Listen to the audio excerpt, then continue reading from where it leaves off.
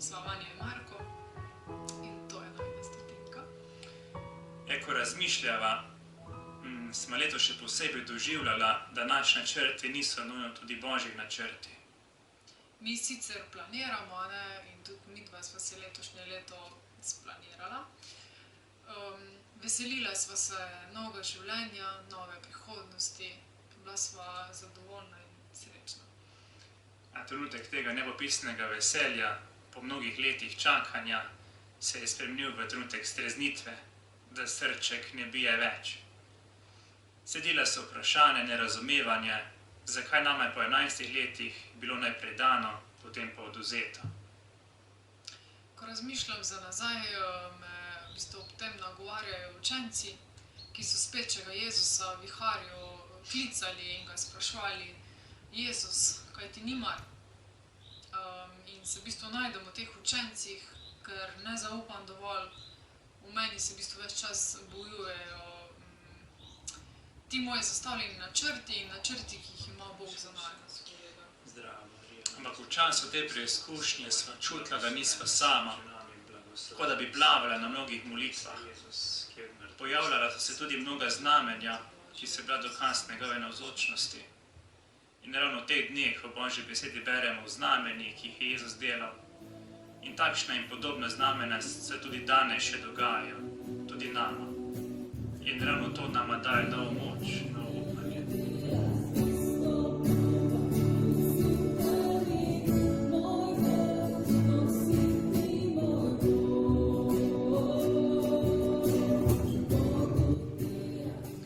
In čeprav so se v bistvu pojavljali mnogi dvomi, sem vztrajala.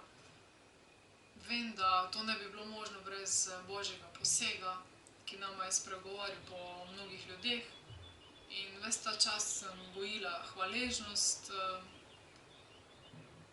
za vse, kar imam, za vse molitve, za vse, kar nama je pravzaprav dano. In to rutino hvaležnosti nisem razvila kar tako čez noč, Začelo se je že dobro leto nazaj, ko sem decembra 2018 sprejela odločitev, da bom vstajala vsako jutro, vsaj pol ure prej, in da se bom dobivala z Jezusom na klepetu. In to je zame bilo še posebej eno taka težka odločitev, ker zelo rada zjutraj še malo pospim. In svoj duhovni dnevnik vedno začnem z besedami: Dobri Bog, hvaležna sem za to in to. Potem sledijo izročanja, prošnje, prebiranje vsakodnevne Božje besede in pa duhovne misli. Ampak Božja beseda naj ne nagovarja vedno. Pogosto ne najdeva nič, niti ene besede, ki bi nama v tistem trenutku nagovorila. A se nama zdi vredno vztrajati.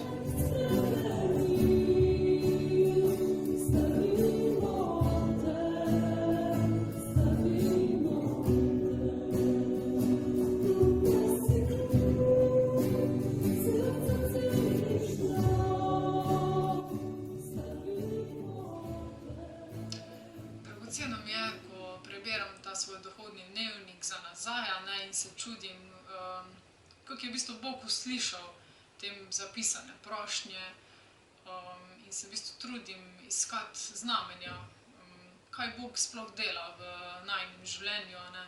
To ni vedno lahko prepoznati, zato ker se nam ene stvari zdijo kar samoumevne.